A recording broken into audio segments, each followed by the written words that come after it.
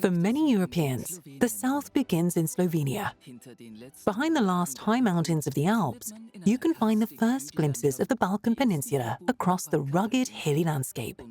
And in the Mediterranean coastal towns, you can dream of faraway places while sitting on the shore. For a long time, the history of this country was closely linked to the Habsburgs. For centuries, here in Lipica, they bred the white horses used by the Spanish riding school in Vienna. Here, they fended off enemies and recruited soldiers for their wars. Here, to provide a modern link between the imperial city and the Mediterranean coast, they built large sections of the Southern Railway. And here, they opened one of the most modern and beautiful hotels of its time in the thermal spa health resorts on the northern Adriatic Sea. They had a great interest in coming to the sea, and this interest has actually stayed through the centuries. It is important to note that the motto of the Slovenian national movement was "All for faith, fatherland and Kaiser." Today, Austria and Slovenia are linked in partnership as democratic states, and they are trying through their initiative, the Austria-Slovenian Neighbour Dialogue, among other things, to get to know their common heritage through events and other activities. Und für die Zukunft zu nutzen.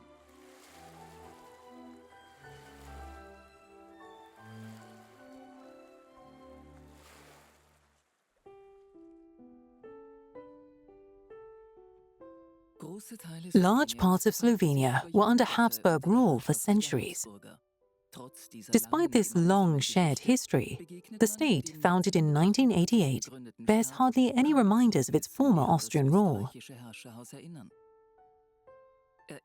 Memorabilia from the imperial era are now mostly found in museums, such as the stone head of Kaiser Franz Joseph from the Ljubljana City Museum, which used to be part of the monument in the Slovenian capital. Nostalgia for the imperial time is mostly just hinted at in Slovenia, for example in some of the former seats of power, like Starnberg Palace.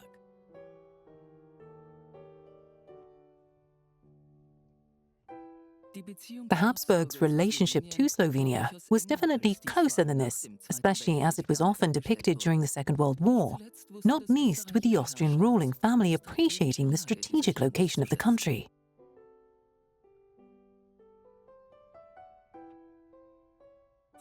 The easily passable crossings into Italy and the Adriatic are of great importance in today's Slovenian territory and have been used since ancient times.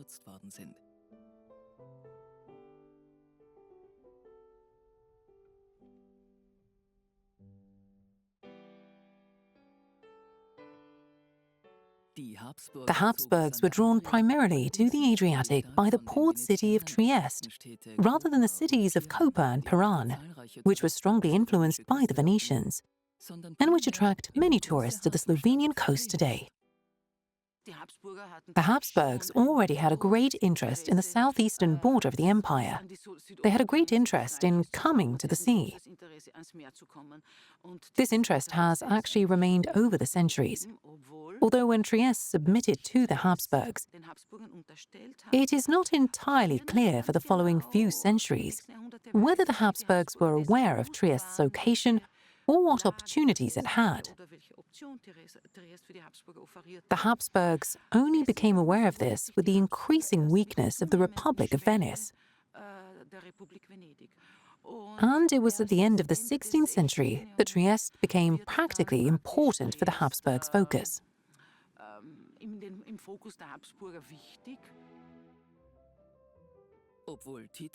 Although Tito's partisans liberated Trieste at the end of the Second World War, and a census before the First World War in 1910 found that there were more Slovenians living in Trieste than in Ljubljana, Italy was ultimately awarded the port city. Trieste was the goal destination of the southern train line, which aimed to link the imperial city of Vienna with the Adriatic. The building works began in the 1840s, when the route was led over Celje and Ljubljana. It was first continuously accessible from 1857, with the completion of the section between Ljubljana and Trieste.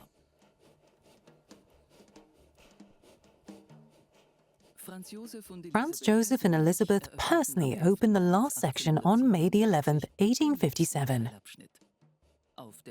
On the opening journey, the train stopped in Postojna, where one of the country's best sites, the Postojna Cave, is located.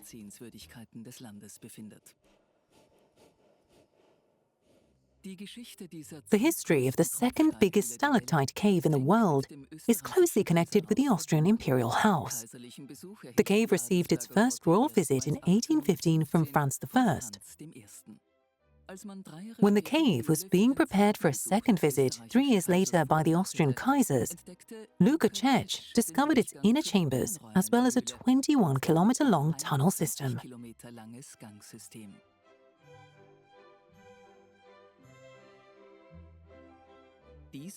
This was the start of the tourist developments in the cave.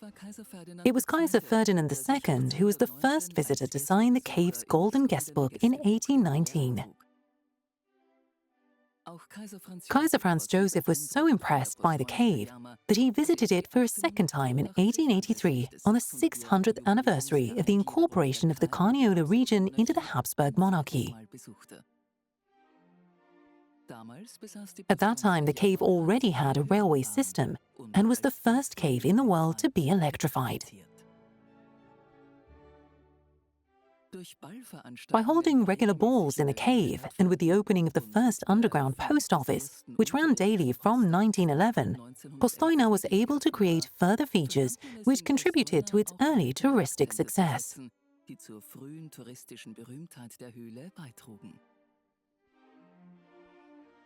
In the Postojna Cave, the history of the Habsburgs is more present than in almost any other place in Slovenia. The Habsburgs were quite popular in Slovenia. The brother of Kaiser Franz I, Archduke Johann, was particularly loved. Like in Germany to the north and Styria in Slovenia to the south, he carried out significant modernization projects in agriculture and infrastructure.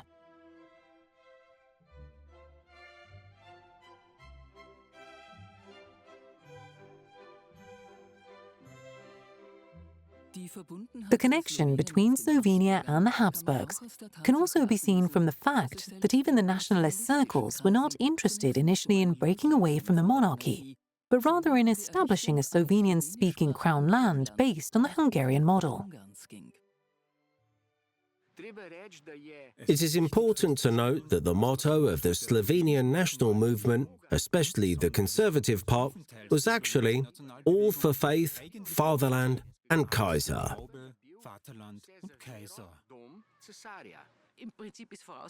In principle, it should be noted that the Slovenians were very loyal to the Habsburgs. Catholic, of course, and they also had a Slovenian anthem for Kaiser Franz Joseph, who ultimately ruled for a very long time. There were also celebrations there for government anniversaries, so it was all particularly celebrated.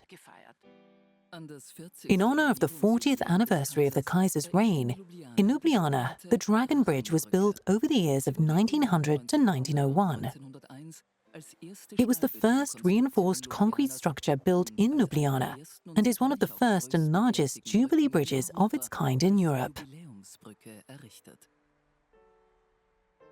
The Slovenians placed great hope in the reform wishes of Franz Ferdinand, heir to the Austrian throne. Franz Ferdinand naturally included the political elites of all nationalities living in Austria-Hungary in his considerations for the major reform of Austria-Hungary. To do this, he was also in a lively exchange with Slovenia, and some of his close associates were important figures in the Slovenian political and cultural movement. Even after the assassination of Franz Ferdinand, the political leaders of the Yugoslavian club in parliament tried to create independence from Slovenian territories under the Habsburg crown. But at some point, enough was enough. The imperial manifesto from Charles I simply came too late, which means they were very loyal for a long time. They waited. So supposedly it was said to the Kaiser at the audience, "Your Majesty, it is too late. This was just a few months before the monarchy actually collapsed and the First World War ended. Slovenia not only had a close relationship with Kaiser Franz Joseph, but also with his brother, Archduke Ferdinand Maximilian, later Maximilian of Mexico. The fate of many Slovenians who voluntarily followed the Habsburg on his ultimately fatal adventure across the Atlantic has almost been forgotten.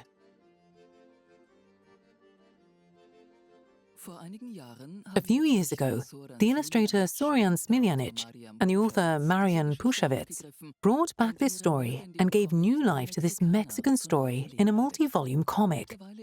It has also now been published in German. We made the comic about Maximilian and the Slovenian sailors mainly because we both like westerns, and in western films, Mexico has always played a very important role. We know that all the losers and bandits in western films retreated to the so-called liberated area in Mexico.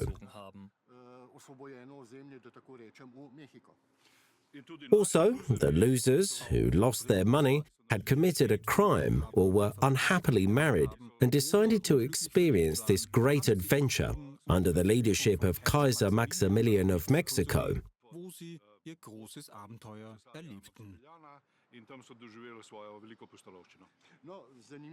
It is interesting that it was actually the first time in Slovenian history that so many young people voluntarily joined a military formation. They used to go to war like under Napoleon or in the fight against the Turks. But back then, they didn't go as volunteers, as they were forced.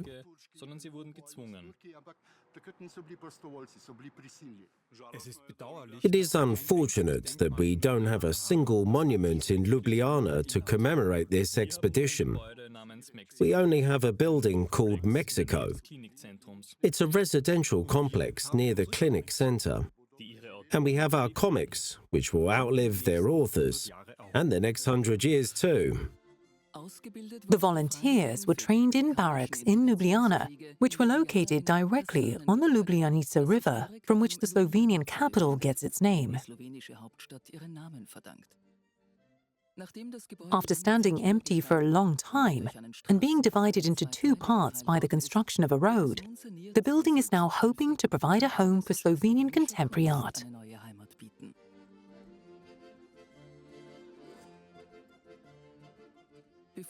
Before Maximilian took over from the French Emperor Napoleon III as the ruler of Mexico, the passionate sailor commanded and reorganized the Imperial Royal Navy.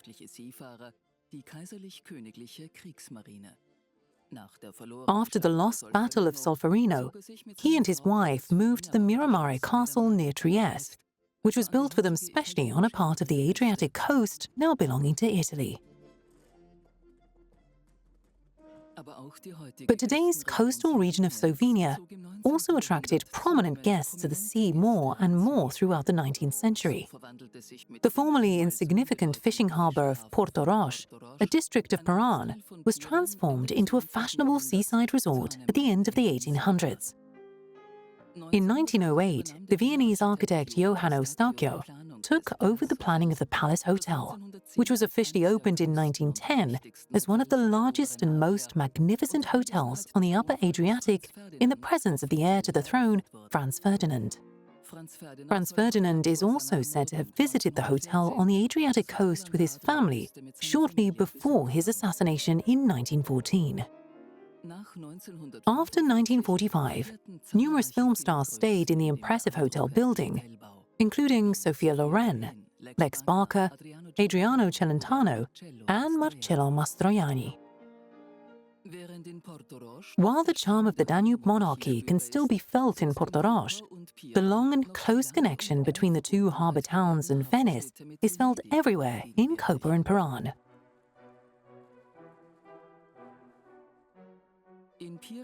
The Italian composer Giuseppe Tartini was also born in Piran, and his monument stands in his namesake main square. The square was redesigned by architect Boris Podreka in 1992 to mark the 300th anniversary of the composer's birth. The white stone ellipse is a reminder of the electric tram that ran here until 1953.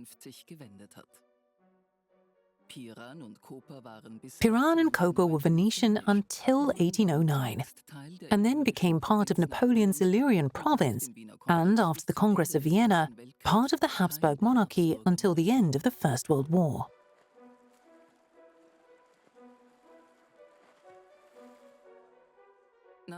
After the First World War, the region became part of Italy, and the Slovenian language was banned in public.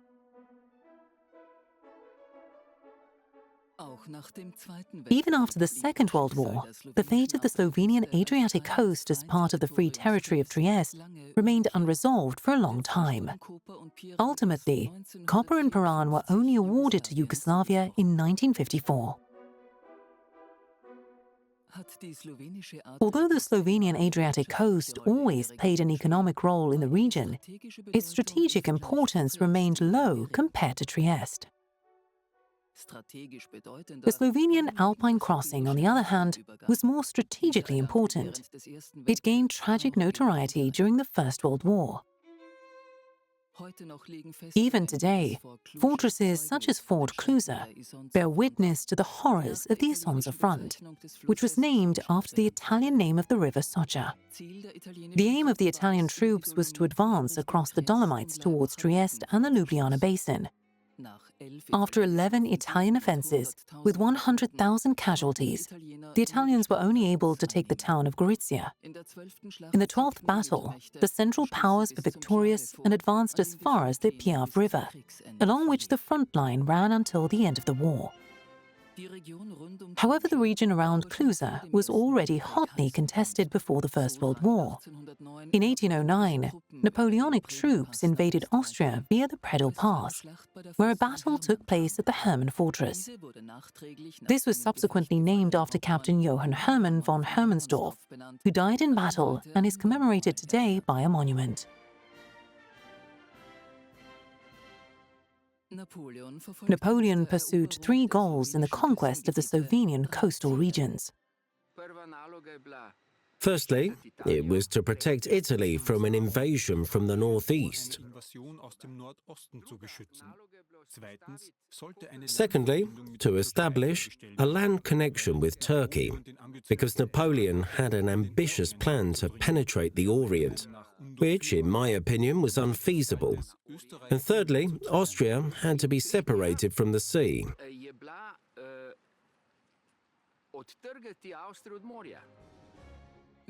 During the Napoleonic period, Slovenian self-confidence was strengthened in the Illyrian provinces, even though this was not one of Napoleon's aims. Napoleon had no Slovenians, Croatians, Illyrians, or Yugoslavians in mind. By occupying this territory, Napoleon realized his geostrategic and military goals. The person who changed and improved the situation was his governor-general in the Illyrian provinces, Marshal Marmont, by introducing the Slovenian language into primary and secondary education. It was a measure that attempted to give public validity to the Slovenian language. He demanded that a Slovenian intellectual, specifically Valentin Vodnik, write practically all textbooks in Slovenian for primary and secondary education. Napoleon brought an end, at least for a few years, to the dominance of the Habsburgs, which had begun with the defeat of Ottokar II Przemysl in Dunkrut in 1278, who united areas of present-day Slovenia with the territories of Austria for the first time. He gained power not only in Austria and Styria, but also in the regions of Carniola and Carinthia. And when he also became governor of Friuli, his power extended from the Sudetenland to the Adriatic Sea, although his success was short-lived. He got too much power and an insatiable hunger for power, and was therefore not considered a candidate for election as Roman Emperor in 1273. And Rudolf von Habsburg was elected. And Rudolf von Habsburg was, we call it insignificant today, an insignificant and harmless candidate. At that time, the Duchy of Austria was far from being identical with the territory of today's nation-state, and today's Slovenian territory was divided into several countries. Slovenia consisted of the lands of Carniola, part of Styria and Carinthia, which were part of the empire. The western part of the Slovenian territory had belonged to the Venetian Republic since the late Middle Ages.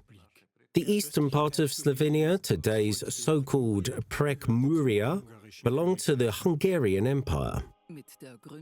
The Habsburg Rudolf IV immortalized himself in Slovenia by founding a town. In 1365, the year he had the university built in Vienna, he laid the foundation stone for Novo Mesto, also known as Neustadt or Rudolf IV. The Austrian Duke thus created an important trading base between the Hungarian territories and the Adriatic.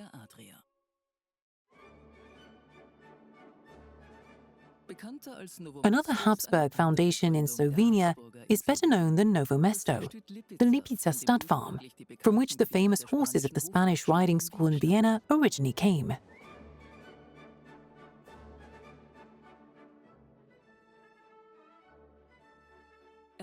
Archduke Charles founded the stud farm in 1580, although the white horses were still multicolored at the beginning of breeding. Even though the Lipizan horses had to be evacuated several times due to the war, the old administration and stable buildings have been preserved to this day. The meadows where the horses grazed during the day have been reclaimed from nature over the centuries, as the stones of the karstic landscape had to be removed first. As important as the Lipizan horses were for the Habsburg monarchy, in Slovenia it was not so much the Habsburgs themselves who shaped the country for centuries, but various noble families who administered and farmed the land. One of these families were the Auerspergs. The Auerspergs were mostly based in Carniola from the Middle Ages. And the Auerspergs in particular were very important because they had an exposed position, meaning they were really at the tip.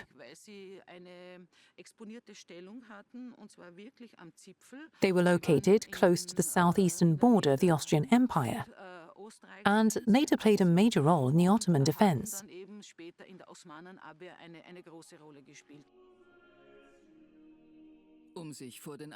In order to protect themselves from Ottoman attacks, numerous fortified churches were built.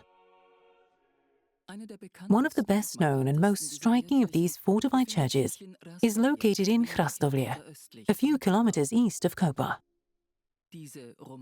This Romanesque Church of the Holy Trinity, situated in an agricultural landscape, is completely decorated with fresco paintings. These include a Dance of Death from the end of the 15th century.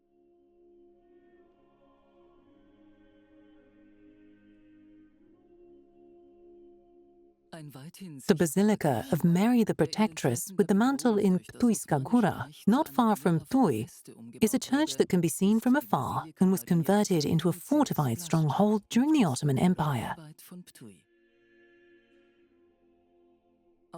This popular pilgrimage church also has well-preserved Gothic frescoes depicting scenes from the life of Jesus in the former chapel of the Holy Cross.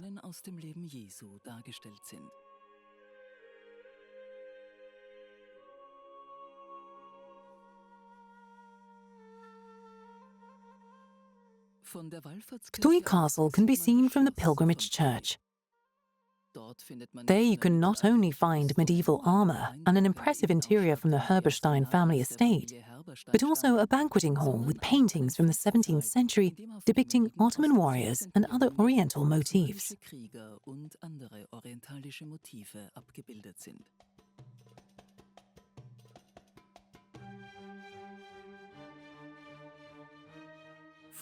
People fled the conflicts with the Ottomans from the Serbian Orthodox regions in the Balkans and settled in what is now Slovenia.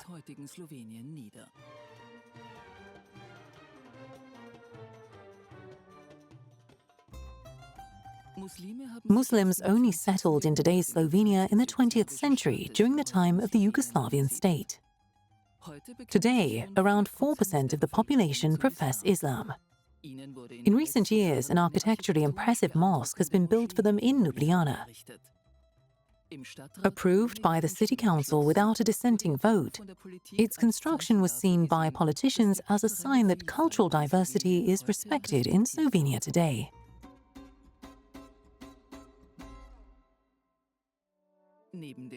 In addition to the Auersbergs, their relatives, the Ortenburgs, were also of great importance for the development of the Slovenian territories.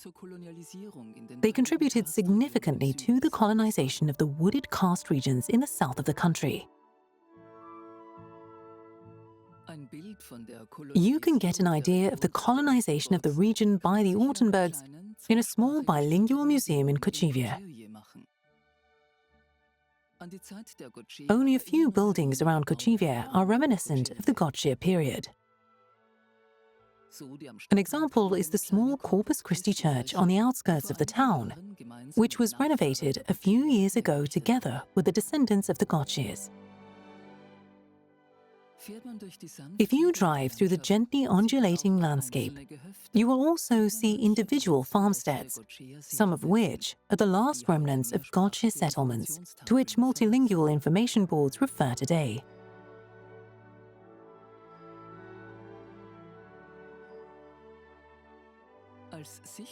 Numerous castles have been preserved in Slovenia as visible signs of medieval history and still characterize the Slovenian landscape today.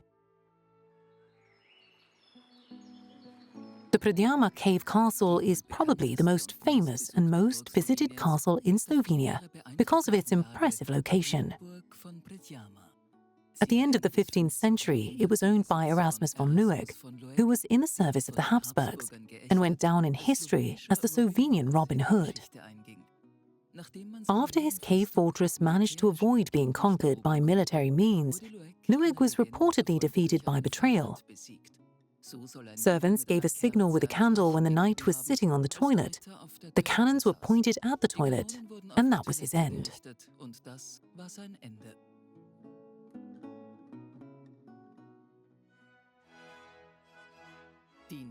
While the castles were initially used for protection, over the centuries they became the representative seat of the noble houses active in Slovenia. In the 19th century, Ptuj Castle became one of the administrative centers of the Herberstein family in Slovenia. Before the Herbersteins, the Styrian Adams family owned Ptuj Castle. This was of great importance for the development of the town and the region. Not far from Ptuj, the Adams had Stadtberg Castle built in the 18th century. Today, the castle is home to a museum, with only the banqueting hall and parts of the Baroque bedroom furnishings remaining as reminders of the Adams time.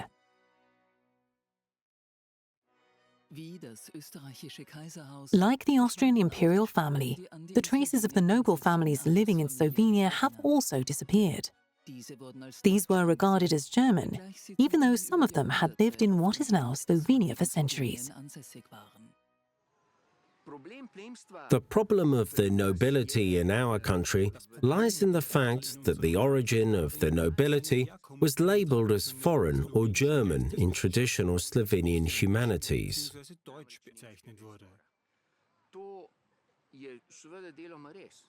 This is partly true, but partly not, because part of the nobility also consisted of senior civil servants, successful merchants, and intellectuals who were ennobled by the Kaiser according to the rules that applied in Old Austria. So it is by no means true that all the nobles in Slovenia were only Germans. I think we should link these people with the identity of the provinces of the time, which was still very strong in the 19th century.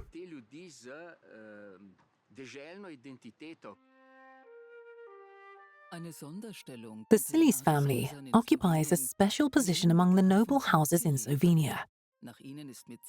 Not only is Celje an important Slovenian town in the heart of the country named after them, but the three stars of their coat of arms can also be found in the Slovenian flag today. The Celjes were initially an important ally of the Habsburgs. Over time, however, they developed into a serious competitor with strong allies such as Sigismund of Luxembourg and the Hungarian king, who supported the Celjes in their endeavours to create an independent dominion. The countries of Celje and Ptuj then actually became a separate principality. This led to the final break with the Habsburgs. War broke out between the counts of Celje and the Habsburgs, which was settled in 1443. The settlement took the form of an inheritance contract, but this soon sealed the end of the Celjes after Ulrich of Celje was murdered by his own relatives in Belgrade in 1456 and left no descendants, meaning the Habsburgs were finally able to establish themselves in Slovenia. Today, you can immerse yourself in the exciting history of the Celjes in the newly remodeled Celje Museum. However, the museum takes you even deeper into the history of the town, as the excavation of an old Roman road and several Roman houses can be found in the basement.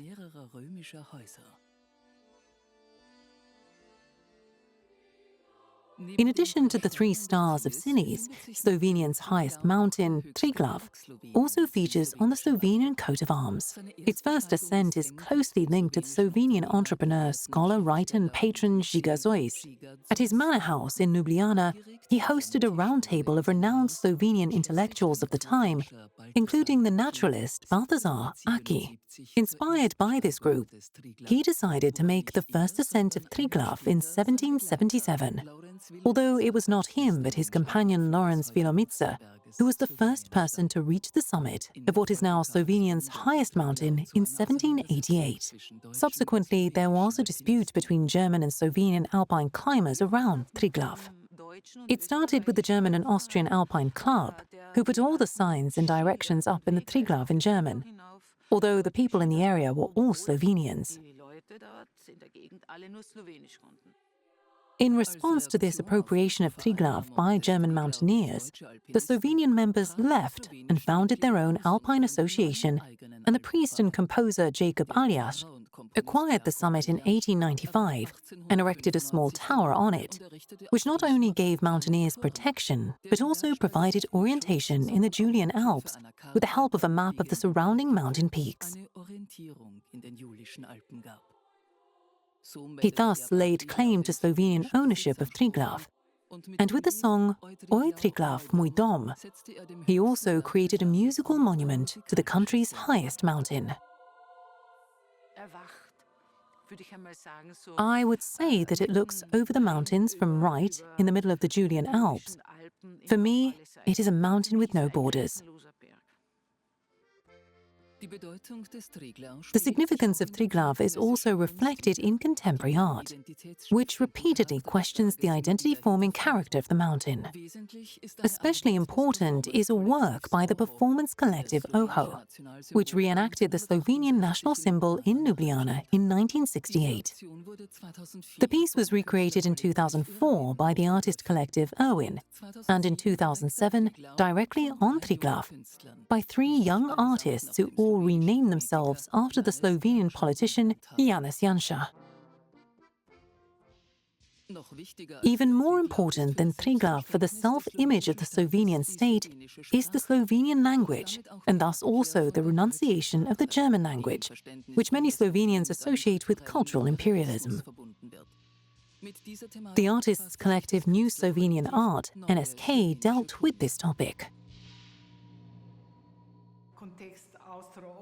In connection with the Austro-Hungarian monarchy, Slovenian culture had been dominated by the German language for more than 1,000 years, and this also provided the starting point for the art collective of New Slovenian Art, NSK. In the works of the NSK, however, this is not done by means of irony or direct criticism. On the contrary, it is about over-identification, as the Slovenian philosopher Slavoj Žižek called it. In other words, a principle in which the artist identifies with that which he would otherwise criticize. A founding member of the NSK is the band Lipica, which formed in 1980. By using totalitarian symbolism, they not only took a critical look at the communist regime of the time, but also at the phenomenon of mass culture in general. It deliberately used the German language, and it wasn't just former Yugoslav partisans in the 1980s who were provoked.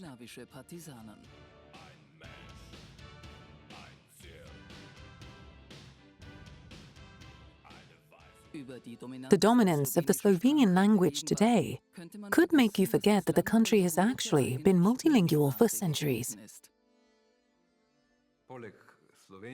In addition to the Slovenian-speaking population, the German-speaking population also made up a significant proportion, particularly in Carniola and southern Styria. In addition to the Slovenian-speaking population, there was also an older autochthonous group on the coast, the descendants of the Latin-Italian Romance-speaking population. This area was therefore clearly multilingual. The influences on Slovenian music, which accordionist and composer Bratko Bibić also used in his art, were equally diverse.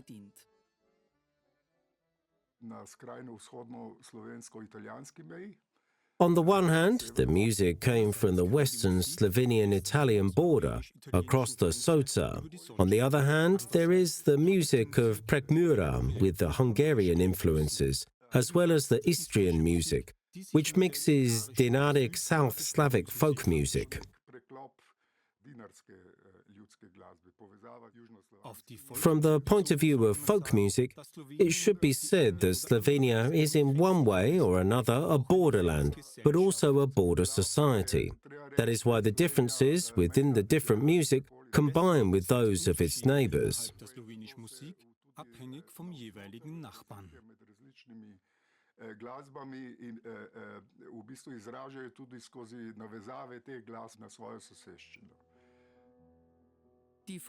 The focus on Slovenian and the conscious use of the Slovenian language was first imposed in the 19th century and went hand in hand with the nationalist movements that were emerging throughout Europe.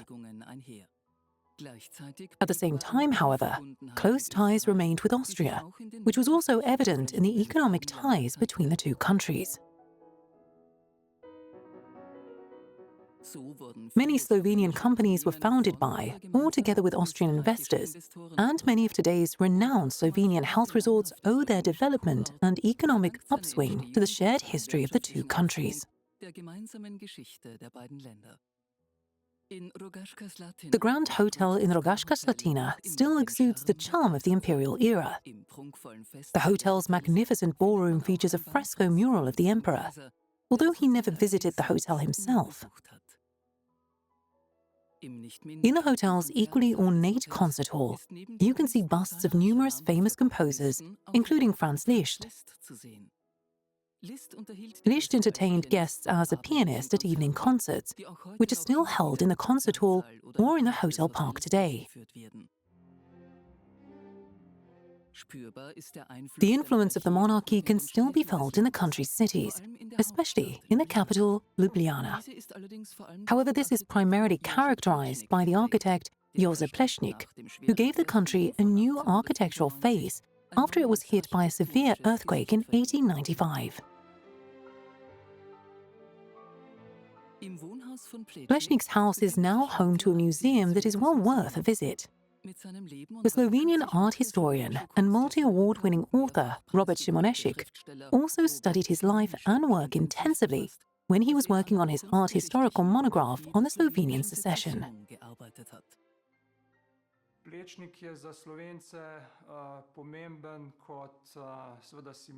Plečnik is of great importance to Slovenians as a symbol of Slovenian architecture, modern architecture, and also in international terms.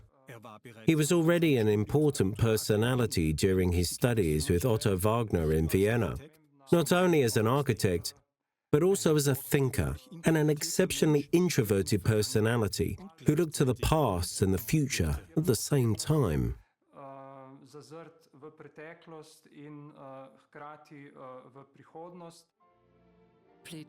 Plečnik, born and educated in the monarchy, was an outstanding, albeit not untypical, Slovenian intellectual around the year 1900.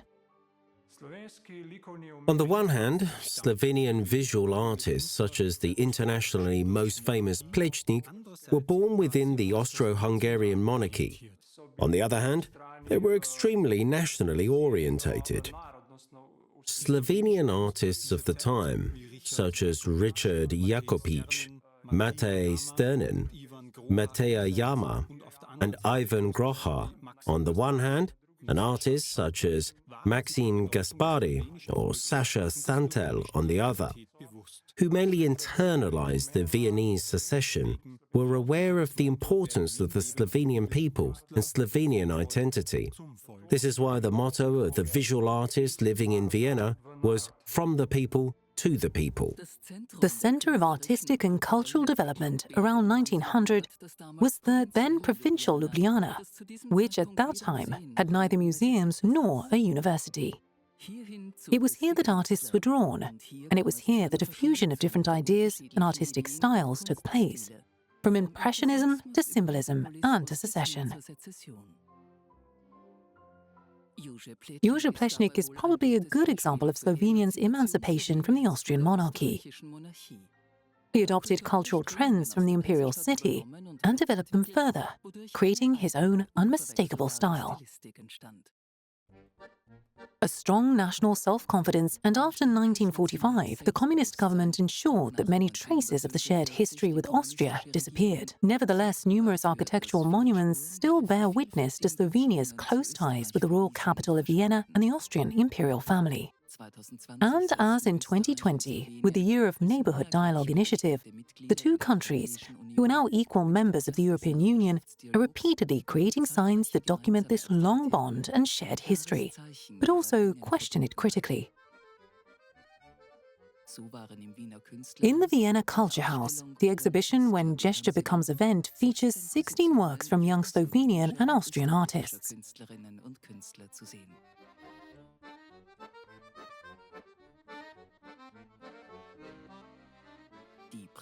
The president of the Houses Association, Tanja Prusnik, was pleased about this initiative of the two states, not least after the Corinthian Slovenia had been long operating across borders.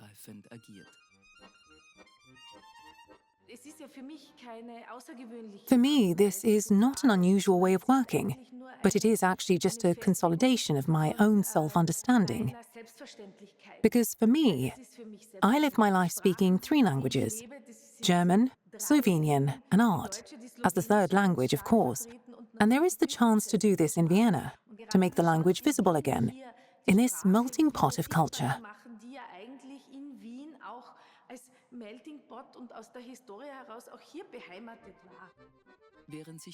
Whilst the Slovenian contemporary art hardly deals with Austria or the German language anymore, for many modern artists from Carinthia, Slovenia, and the Slovenian language are an important topic. This applies to Tanja Prusnik too, who also finds inspiration for artistic creations in Slovenia.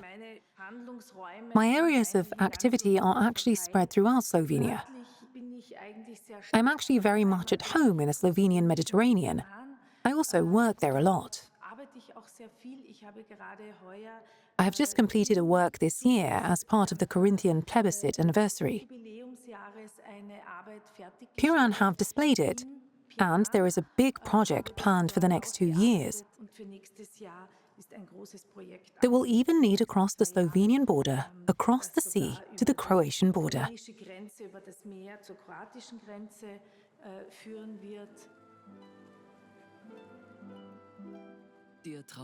The dreams of the South are reflected in Slovenia not only in the magnificent architecture from the Austrian imperial era, but they are also experienced today in the relationship of many Austrians with their southern neighbour.